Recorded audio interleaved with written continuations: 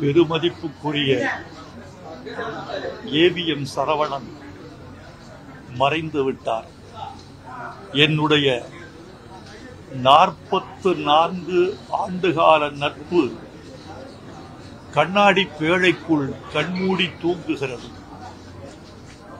ஒரு கலை ஆளுமை மறைந்திருக்கிறது. அவரோடு நான் கொண்ட நினைவுகள் ஒன்றல்ல இரண்டல்ல. அவருடைய ஆளுமை மிக அற்புதமானது. அந்த வெள்ளை உடை, புன்சிரிப்பு, குங்குமப் பொட்டு, கைகட்டி நிற்கும் அழகு, அதற்குள் இருந்த அடக்கம். சற்று நேரத்திற்கு முன்னால் ரஜினிகாந்த் அவர்களோடு பேசினேன். நீங்கள் எப்போது அஞ்சலி செலுத்த வருகிறீர்கள் என்று கேட்டேன். வந்து கொண்டிருக்கிறேன் என்று சொன்னார். அப்போது அவர் சொன்ன வார்த்தையை தான் ஏவிஎம் சரவணன் அவர்களுக்கு அஞ்சலியாக தெரிவிக்க ஆசைப்படுகிறேன். தி ஜென்டில்மேன் இந்த சினிமாவில் ஒரு கனவான் ஜென்டில்மேன் என்று அவர் சொன்னார்.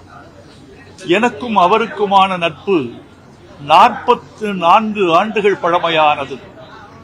சிவப்பு மல்லி முதல் சிவாஜி வரை ஏவிஎம் நிறுவனத்தோடு எங்களை பயணப்பட வைத்தவர் அவர்.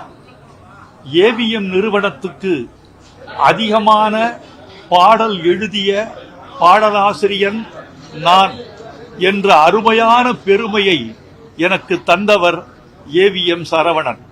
அவர் நண்பராக இருந்தார், சகோதரராக இருந்தார், வழிகாட்டியாக இருந்தால். நான் திரையுலகத்திற்கு வந்த பொழுது மிக கோபக்காரனாக இருந்தேன். எதற்கும் பதில் சொல்லக்கூடிய முரட்டுத்தனம் எனக்கு இருந்தது. ஒரு நாள் தன் தனி அறைக்கு என்னை அழைத்து, இந்த கோபம், இந்த முரட்டுத்தனம் திரையுலகின் நீண்டகால பயணத்துக்கு ஆகாது.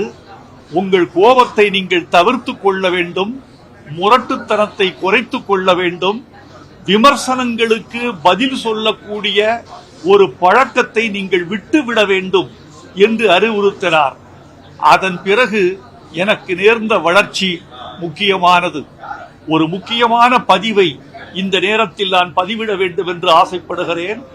நான் நன்றி உள்ளவர் என்பதற்கும் அவர் எவ்வளவு பெரியவர் என்பதற்கும் ஒரு சம்பவம். முதலில் நான் வாகனம் வாங்குவதற்கு எனக்கு பொருள் உதவி செய்தவர் அவர். நான் ஈட்டிய பொருளோடு அவர் கொடுத்த பொருளை வைத்து நான் ஒரு கார் வாங்கினேன். காரை கொண்டு போய் அவரிடம் காட்டினேன். மகிழ்ச்சி என்று சொன்னவர் ஒரு வார்த்தை சொன்னார். அது ஒரு தத்துவம். காரில் ஏறுவது முக்கியமல்ல கவிஞரே, காரை விட்டு இறங்காதிருப்பது முக்கியம் என்று சொன்னார். இன்று வரை அதை கட்டி காப்பாற்றி வருகிறேன். முரட்டுக்காளையில் இருந்து அவருடைய புது அத்தியாயம் தொடங்கியது. ஏவிஎம் செட்டியார் மறைந்த பிறகு சகோதரர்கள் குமரன், பாலசுப்பிரமணியம், அவருடைய மகன் குகன் அவர்களோடு இணைந்து அவர் நடத்திய சரித்திர சம்பவங்கள் தமிழ் கலை உலகத்திற்கு மறக்க முடியாத பக்கங்களால் எழுதப்பட வேண்டியவை.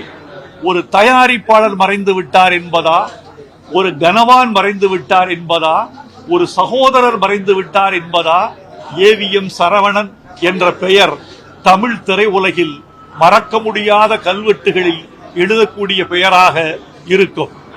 எனக்கு ஒரு பெரிய வருத்தம் என்னவென்றால், ஒரு மனிதன் இறக்கிற பொழுது நம்முடைய உலகமும் சேர்ந்தே இறக்கிறது என்று எனக்கு தோன்றுகிறது. என்னை பொறுத்தளவில் ஏவிஎம் சரவணன் இறந்த பொழுது சென்னை 26 எனக்கு இறந்து விட்டது என்றே தோன்றுகிறது. அவரது புகழ் வாழ்க, அவரது நினைவுகள் வீடு வாழ்க. அவர் விட்டு சென்ற நாகரிகம், பண்பாடு கலை உலகில் நீடு நிலவுக.